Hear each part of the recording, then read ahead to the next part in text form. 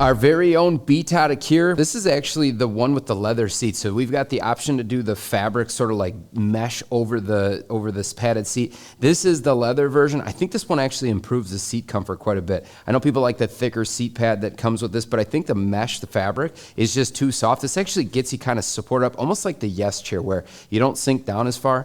It will be a little bit warmer.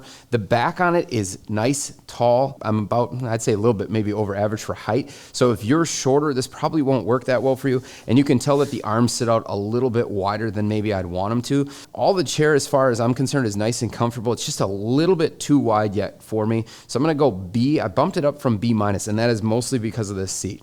Yeah, I'm going to be in a similar spot. I actually think that Greg's being a little bit of a hater here because he does fit in the chair better than me. And the only reason I'm downgrading it to a B is because I don't really fit in the chair. But I think it's a comfortable chair overall. The seat is really comfortable. One of the few chairs, I think we've only had 2 on the list so far, that actually have thick seats. We do not like to promote thick seats because by ergonomic standards, you're really not supposed to have a thick seat. But I think they did a great job with this one. The arms are cush enough to be comfortable to use it for 6 to 8 hours if you need to. I think the headrest is really underrated on this chair. It's got 2-way adjustment. You can use it in an actual active upright position and still be supported, kind of like the Ergo Human, or you can use it when you're reclining back, which is nice. I do wish that the lumbar wasn't quite as pokey, just because I don't like the pronounced lumbar support, so it is a little bit too pronounced for me, and then the chair is a little bit too wide, so I don't fit in it perfectly. But just from a pure comfort standpoint, I'm going to be at a B. Yeah, so I do fit in this chair well, so that's a bonus for me. And I do like that seat with the leather. It's definitely has a little more of a firm feeling than that full fabric version, which is a little bit too plush for my liking. I also like that big backrest, so it's kind of similar to the Zodi we just talked about, where it's high, it's wide, and again, that mesh gives you a little more of a cooling feeling for those that like that. It's just not necessarily my preferred style overall, so that's why I'm going to keep it at a B, but overall, we're going to be at a B.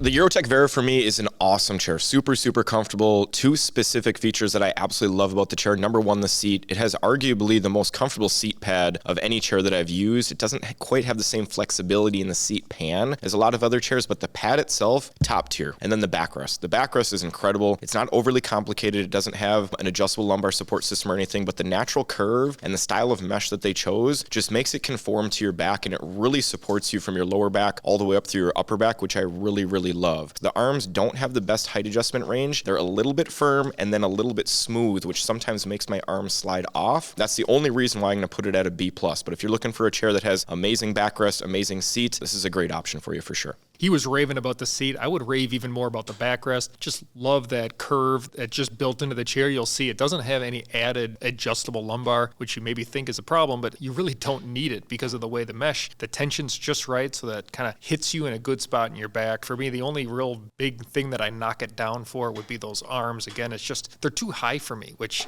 might not be a problem for most people. For me personally, I'm just kind of picky about that, so I'll be at a high B. This chair has the ultimate back hammock. It is just like this free-floating experience that doesn't have like anything protruding in the wrong spots, and it doesn't have a separate lumbar. It's just that perfect curve in your lower back, and I think it fits most people really well. The only drawback for me is the firmness probably on the arms and how easily they move. I'm going to go A tier, which I have for the past. I'm going to keep it at A. I think it puts us right around B+.